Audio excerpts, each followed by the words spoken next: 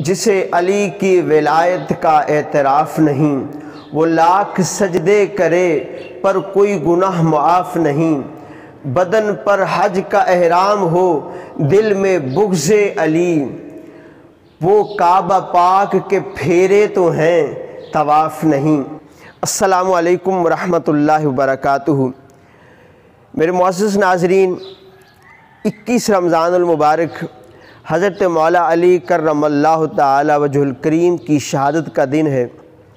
آپ کی خدمت میں حضرت علی المرتضیٰ کرم اللہ تعالی وجہ الکریم کا ایک بہت ہی عجیب و غریب اور دلچسپ ایک فیصلہ رکھنے جا رہا ہوں۔ زرین جیش لکھتے ہیں کہ 2 آدمی ایک سفر پر تھے اور ایک کے پاس 5 روٹیاں تھیں اور دوسرے کے پاس 3 روٹیاں تھیں۔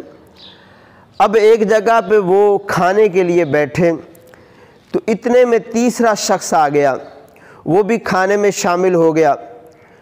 اب جاتے ہوئے تیسرے آدمی نے ان کو 8 درم دیے اور کہا کہ یہ اس کا بدلہ ہے جو آپ نے مجھے کھانا کھلایا ہے۔ اب درم تقسیم جب کرنے لگے تو اختلاف پیدا ہو گیا۔ جو 5 روٹیوں والا تھا اس نے کہا 5 درم میرے اور 3 تمہارے، لیکن جو 3 روٹیوں والا تھا وہ کہتا ہے کہ نہیں، ہم آدھے آدھے کریں گے۔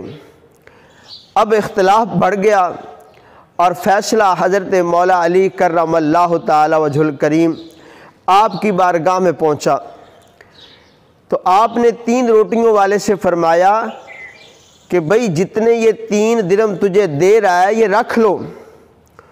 وہ کہنے لگا کہ خدا کی قسم میں تو اپنا پورا حق لوں گا، یعنی آدھے درم لوں گا۔ تو حضرت مولا علی کرم اللہ تعالی وجہ الکریم نے فرمایا اچھا، اگر تو پورا اپنا حق لینا چاہتا ہے تو تیرا پورا حق صرف 1 درم ہے۔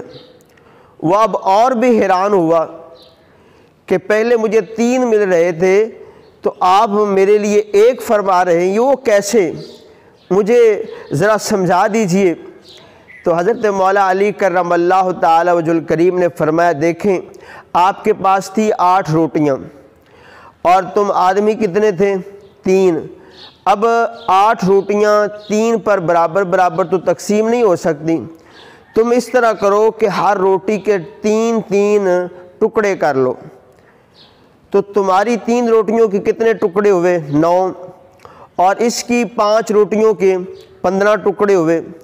اب یہ نہیں پتا کہ تم نے کتنا کھایا، کس نے زیادہ کھایا، کس نے کم کھایا ہے، تو چلو ہم یہ تسلیم کرتے ہیں کہ تم نے تینوں نے برابر کھایا ہوگا، یعنی 8 ٹکڑے تم نے کھائے ہوں گے۔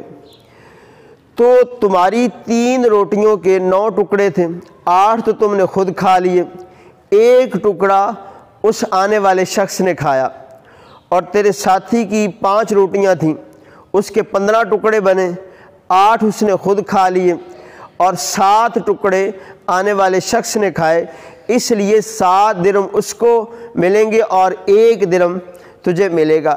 یہ فیصلہ سن کے وہ مان گیا کہ آپ نے برحق فیصلہ فرمایا ہے۔